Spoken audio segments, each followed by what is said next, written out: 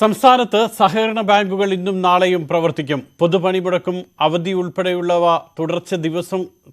തുടർച്ചയായി വരുന്നതുകൊണ്ടാണ് അവധി ദിവസങ്ങളായിട്ട് പോലും ഇന്നും നാളെയും ബാങ്ക് ഇടപാടുകൾ തടസ്സമില്ലാതെ നടത്താൻ സഹകരണ രജിസ്ട്രാർ നിർദ്ദേശിച്ചത്. ഇന്ന് പൂർണ്ണമായി പ്രവർത്തിക്കുന്ന സഹകരണ ബാങ്കുകൾക്ക് ഭരണസമിതിയുടെ തീരുമാനപ്രകാരം നാളെയും പ്രവർത്തിക്കാമെന്ന് സഹകരണ രജിസ്ട്രാർ വ്യക്തമാക്കുന്നു. സജിത്ത് വിവരങ്ങളുമായി ചേരും നമ്മളോടൊപ്പം. സജിത്ത്, ഇപ്പോൾ ഇന്നും നാളെയും 2 ദിവസം അവധി, അതിനുശേഷം തിങ്കൾ ചൊവ്വ 2 ദിവസം ദേശീയ പണിമുടക്ക് കൂടി വരുന്നു.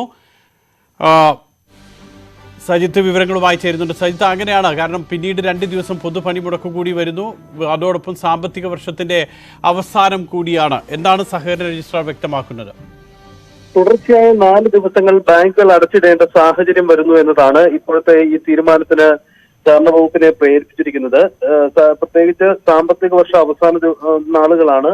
ബാങ്കുകളെ സംബന്ധിച്ച് ബാങ്കുകളും ധനകാര്യ സ്ഥാപനങ്ങളും വലിയ തിരക്കേറിയ ദിവസങ്ങളാണ്. ഈ ഒരു പശ്ചാത്തലം കൂടി കണക്കിലെടുത്തുകൊണ്ടാണ് ശനിയും ഞായറും പ്രവർത്തിക്കാൻ അനുമതി കൊടുത്തിരിക്കുന്നത്. ഇന്ന് ശനിയാഴ്ച സഹകരണ ബാങ്കുകളെല്ലാം തുറന്ന് പ്രവർത്തിക്കും, ഒപ്പം ഞായറാഴ്ചയും തുറന്ന് പ്രവർത്തിക്കാം. പക്ഷേ ഞായറാഴ്ച തുറന്ന് പ്രവർത്തിക്കണം എന്ന കാര്യത്തിൽ അതായത് ബാങ്ക് ഭരണസമിതികൾക്ക് തീരുമാനമെടുക്കാം എന്നതാണ് സഹകരണ വകുപ്പ് രജിസ്ട്രാർ ഇറക്കിയ ഉത്തരവിൽ പറഞ്ഞിരിക്കുന്നത്. ഇന്നലെയാണ് ഇത് സംബന്ധിച്ച സർക്കുലർ പുറത്തിറക്കിയിരിക്കുന്നത്. ഇപ്പോഴത്തെ തിരക്കുകൾ പരിഗണിച്ചുകൊണ്ടാണ് തീരുമാനം. തുറന്നു വരുന്ന തിങ്കൾ ചൊവ്വ ദിവസങ്ങളിൽ പൊതു പണിമുടക്കാണ്. സ്വാഭാവികമായും 2 ദിവസങ്ങൾ അടഞ്ഞു കിടക്കും.